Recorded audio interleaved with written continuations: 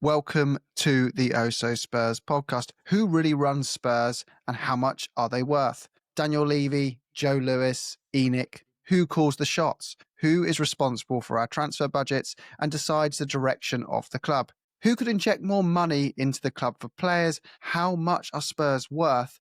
And why, despite being open for a sale, is it taking so long for Spurs to get offers? Well, to help me with this, I have Connor with me today, who is a chartered accountant and season ticket holder, also running the Levynomics account on social media. Connor, should we start with the structure of Spurs? You put together this brilliant image for us to kind of summarize it. Do you want to talk us through it at a high level? Yeah, of course. Yeah, nice to be on, Jim.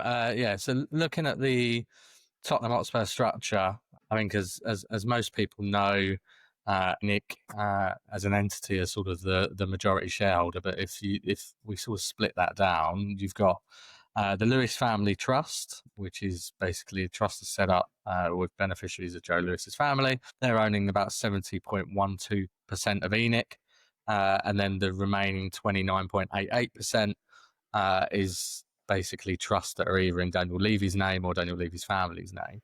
That ENIC entity is based in Bahamas, so it's quite difficult to find any information on that specifically. But what we do know is that ENIC themselves then own about 86.91% of Tottenham Hotspur Limited, which is the Tottenham Hotspur holding company, with the remaining 13.09% owned by other minority shareholders. And we understand there's about 30,000 of those. Effectively, where that leaves you is you've got the Lewis family owning about 60.94% of Tottenham, Levy and his family owning about 25.97%, and then, as I say, the remaining 13% or so owned by those minority shareholders. Tottenham's structure, as you can see from the chart, is quite complex. I think most would see this as quite complex for a football club. In the light blue is the two football clubs, so Tottenham Hotspur men's and Tottenham Hotspur women's. And then in that sort of darker blue is a whole host of other entities that are mainly property companies or involved in terms of the stadium, having a separate entity for the stadium, a separate entity for the training ground. So it's quite complex. It's not completely atypical, though, for football clubs to have these other entities, because often they like to sort of, it makes reporting easier. It's a way of differentiating where cash flows, etc., are coming in. So, if you look at Liverpool's or Arsenal, say, just as an example, they will have Liverpool Property Limited and Arsenal will have a Property Limited.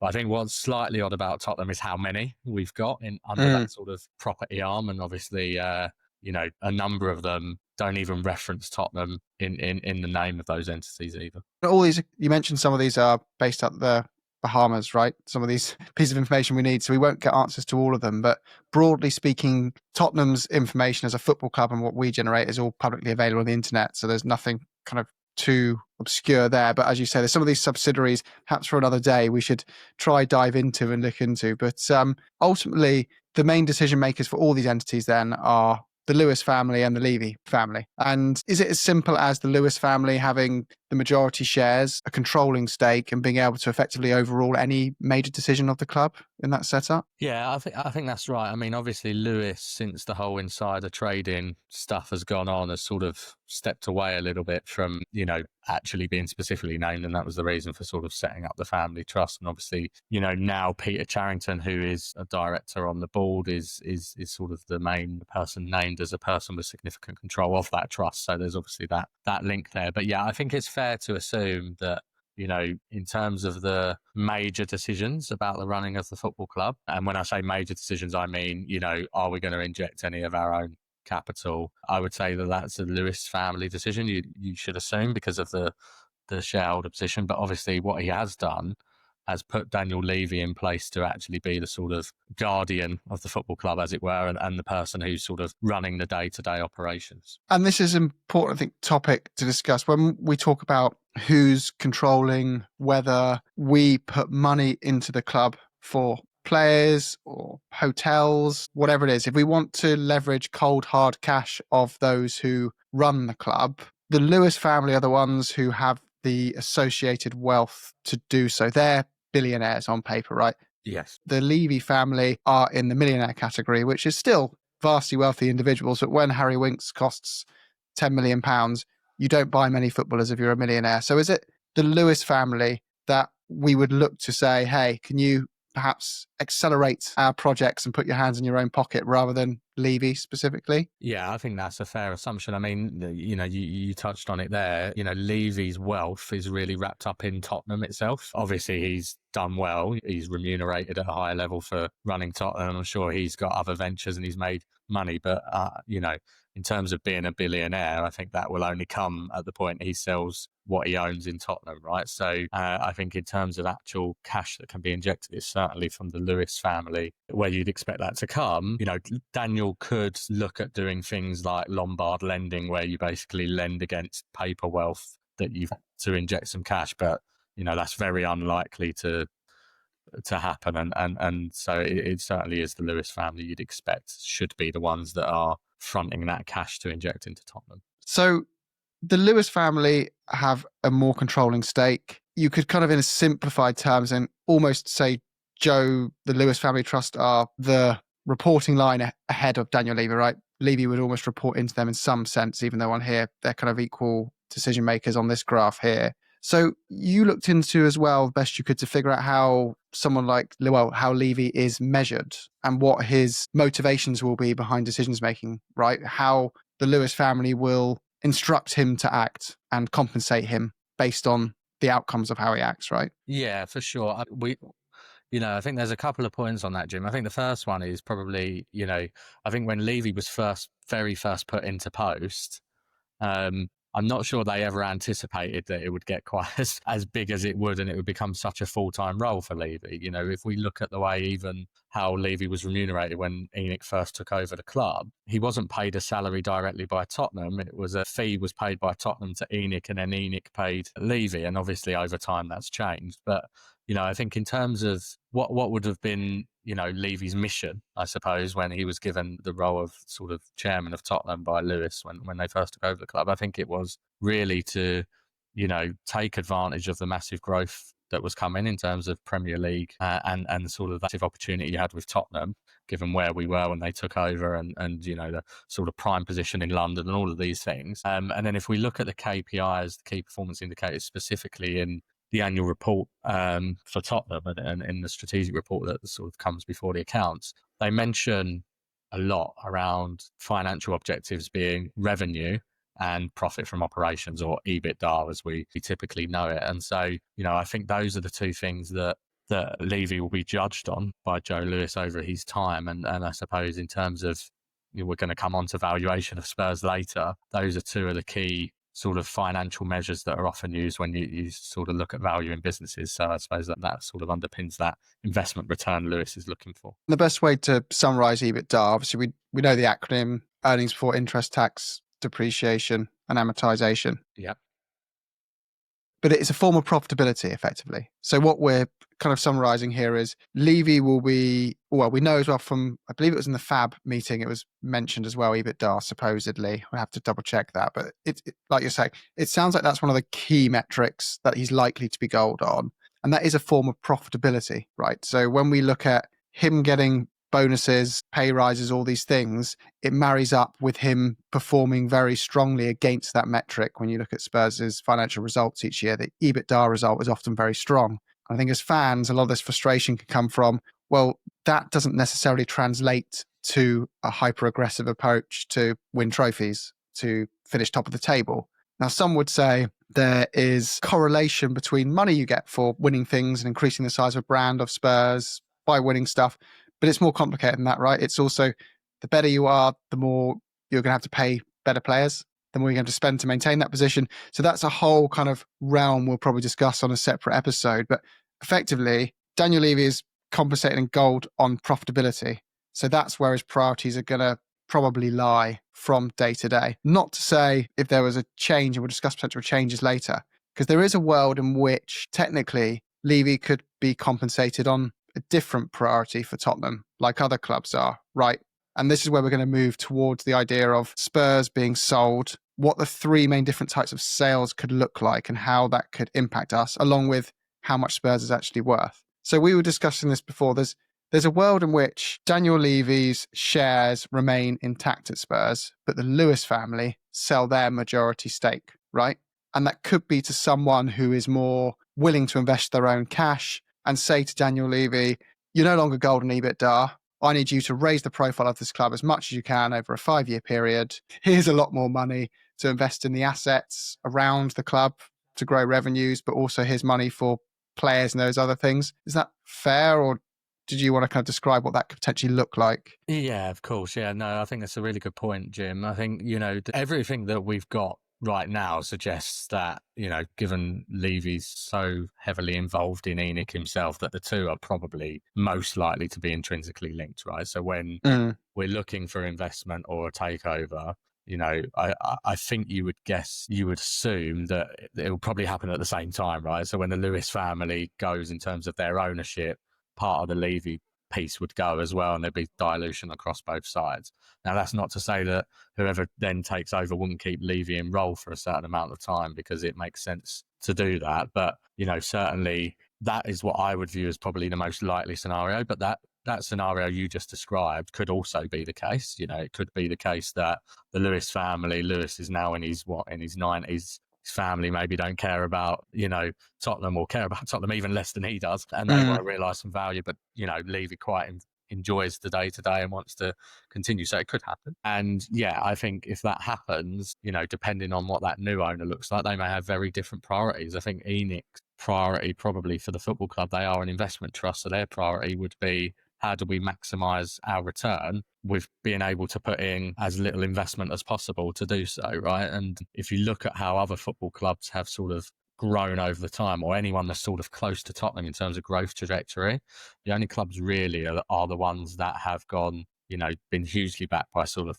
oil states or whatever else, and become super successful on the pitch. And that's been their way of growing revenues, right? We've tried to do it more organically because obviously, as I mentioned, ENIC don't want to necessarily put their own money in. And so we've gone for the infrastructure route and gone that way to grow revenue and to grow profile. The other way of doing it is to pump in a load of money and, try and win things, and you grow your fan base that way. You get more commercial income because sponsors are more interested or whatever else. Yeah, that's an important point, isn't it? To look at some examples of other clubs. So you've got Clear Lake Capital of Chelsea, who you could say have in some ways a similar model to Spurs, but their approach is much more aggressive in the sense it's how can we inject equity to speed this whole process up of asset appreciation, getting the club to be worth more money so they can sell it for a profit in future. The ulterior motive will be the same for Spurs, right? ENIC will be they bought an asset for, I believe it's 24 million, and they're looking around those figures. You'll have to double check that while we're going through this, but a figure significantly less than what it is now. It was nowhere near the billions, and their goal is to maximize the value of that asset over time, and the payday comes truly when the asset's sold. The salary along the way is just a bit of icing on the cake as they go, but the big cake comes when you sell.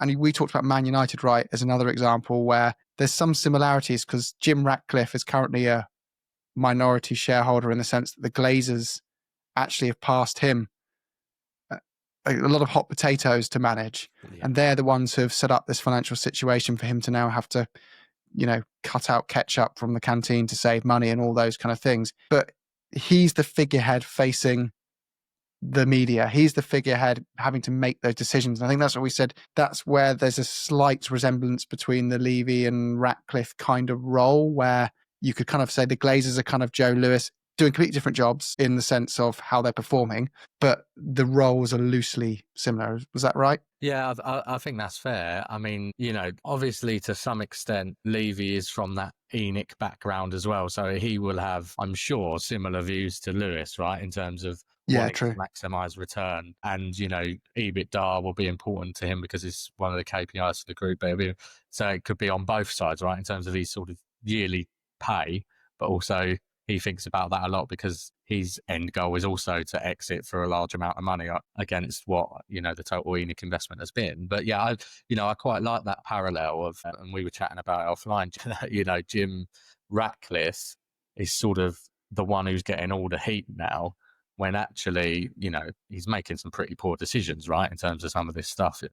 It's all a bit contradictory when you're, cutting Doris the tea lady's £50 Marks and Spencer's bonus, and then on the other hand you're signing Mbeumo and Kuna, right? It doesn't look great, but actually what the Glazers have done to Man United is way worse, right, in terms of their model. And so, but they're not getting a lot of heat for that right now.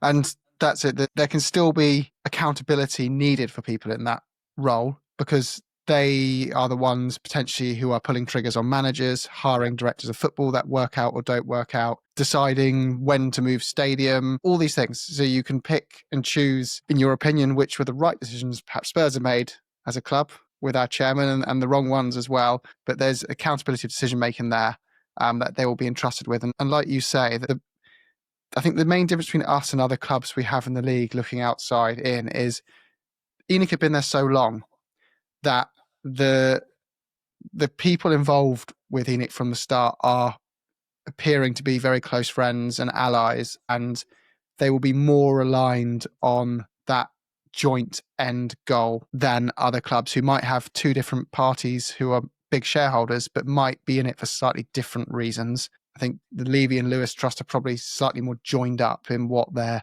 looking to achieve at the end. And we'll leave it down to listeners to decide if that's to make money, to win trophies, neither, both, whatever.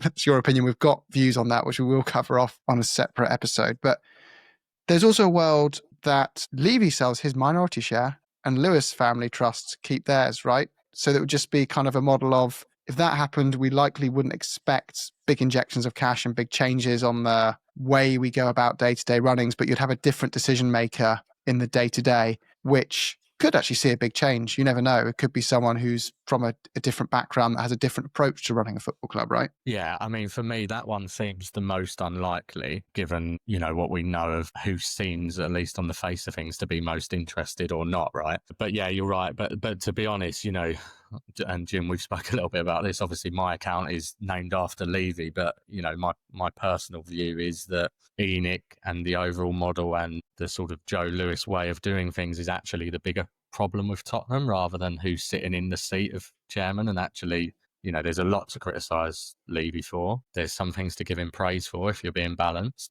I think in terms of the job that Levy has done for ENIC, given what his mission would have been by them, I mean, I can't see how they wouldn't rate him as anything other than outstanding, right? Because, you know, he has delivered for them massive, massive return, and we're going to look at it against their investment. So, you know, I think that one is unlikely. And indeed, I'm not sure that would help Tottenham either. What does help Tottenham a little bit, and maybe is sort of linked to the point, is bringing maybe the Lewis family, if you believe the rumours. I'm not so sure. If you believe the rumours that they're pushing Peter Charon onto the board, and they're pushing Vinay onto the board because they want to see a different focus on the football. Perhaps there's that to it, but yeah, I'm not so sure.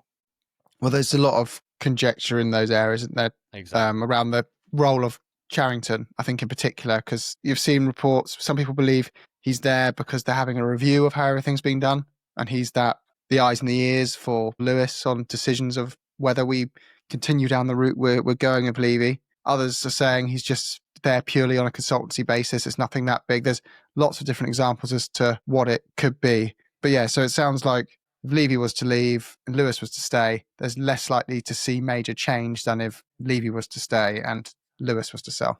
Yeah.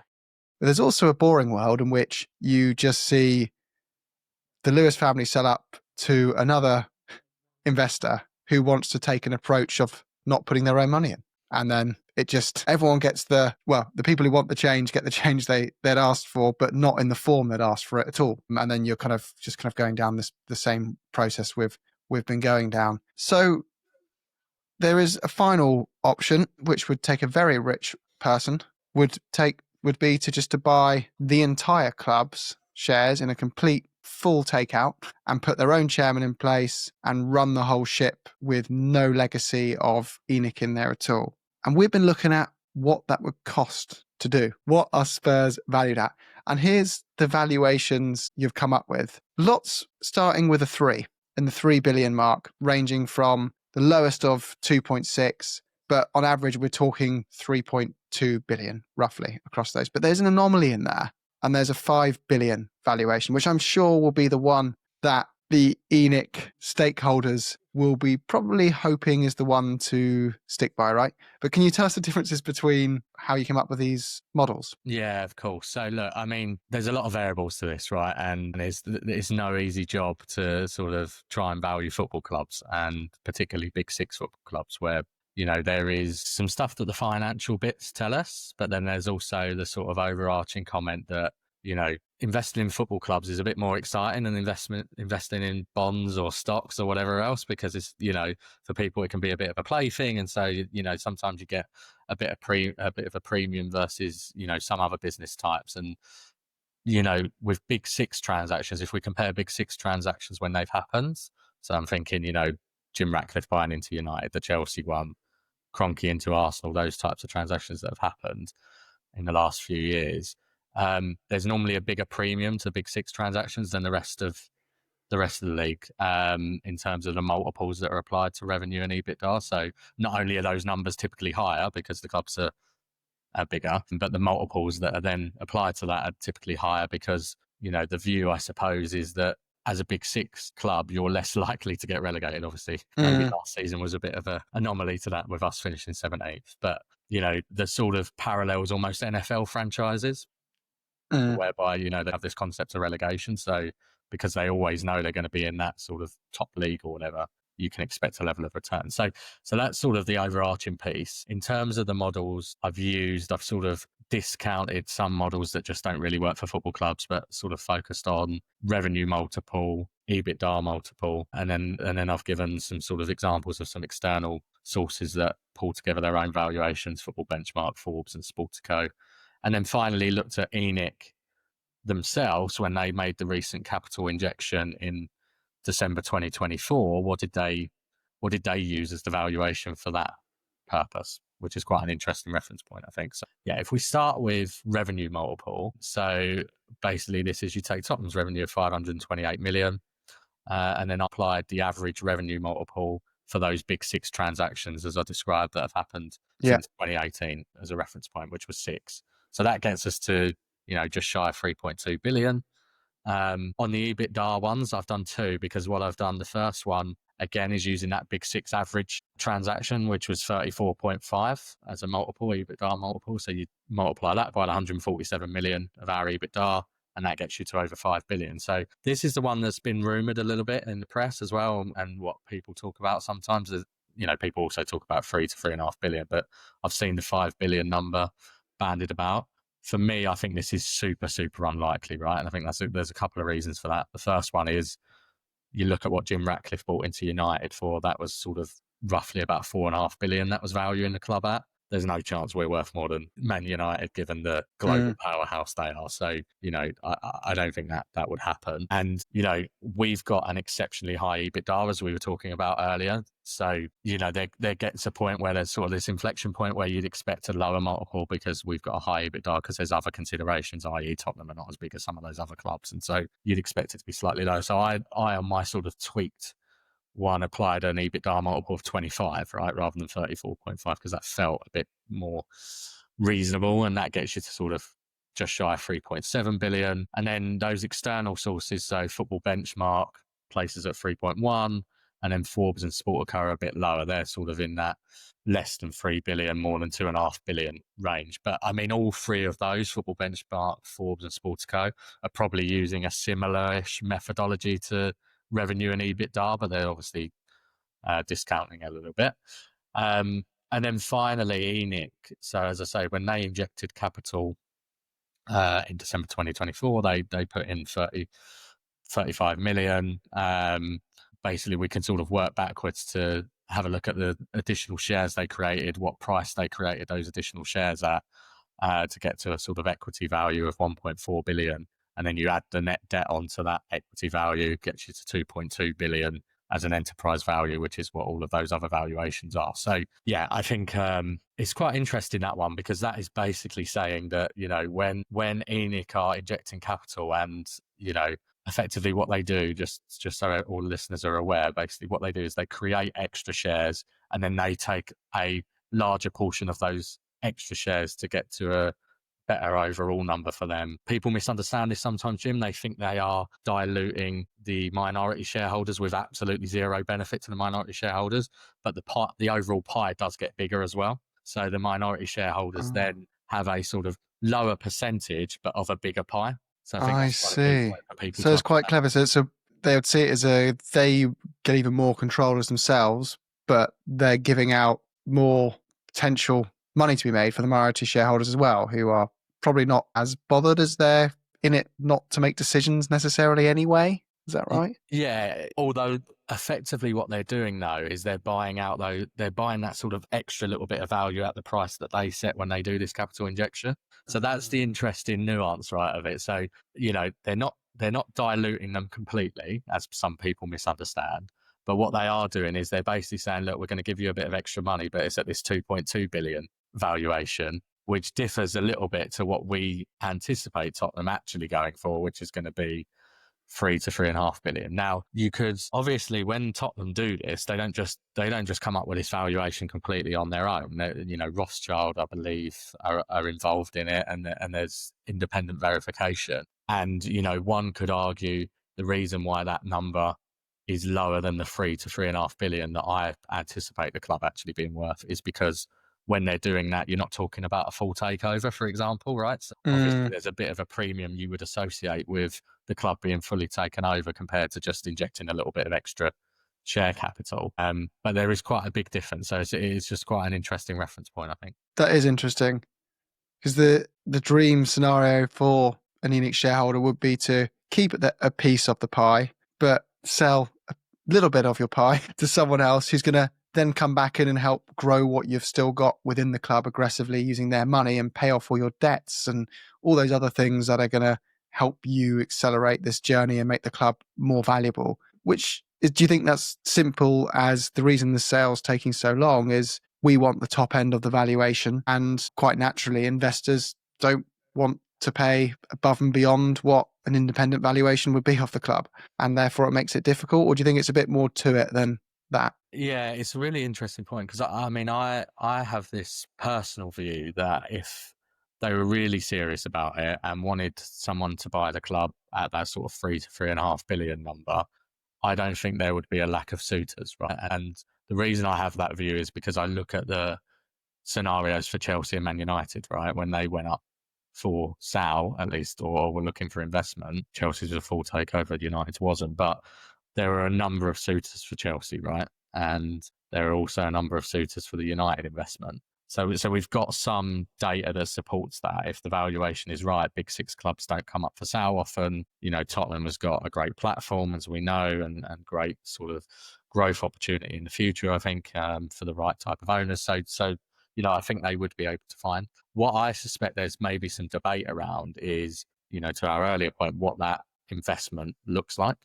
So typically, when you look at the way that clubs are bought, there's a lot of examples other than Chelsea where it was sort of forced because of Abramovich, where they want to dip their toe in the water before they do a full takeover, right? So they want to invest a little bit and then get to, because, who wants to write a check for 3.5 billion, right, straight away? And I know that I'm simplifying it there, but, so what does a minority investment look like? How do you set that at the right price? Often when you look at minority investment, the price is lower because there's not this guarantee that you're going to get the full takeover, to the earlier point I made. So I suspect there's a lot of debating about what that exactly looks like and what the buyout mechanism is, as much as the actual valuation itself that Tottenham are asking for. There is also, I suppose, some evidence that we have that Levy is a very tough negotiator, right? And we see that in transfer dealings. And if he's applying that same logic to this situation, that might be another thing that's making it more difficult.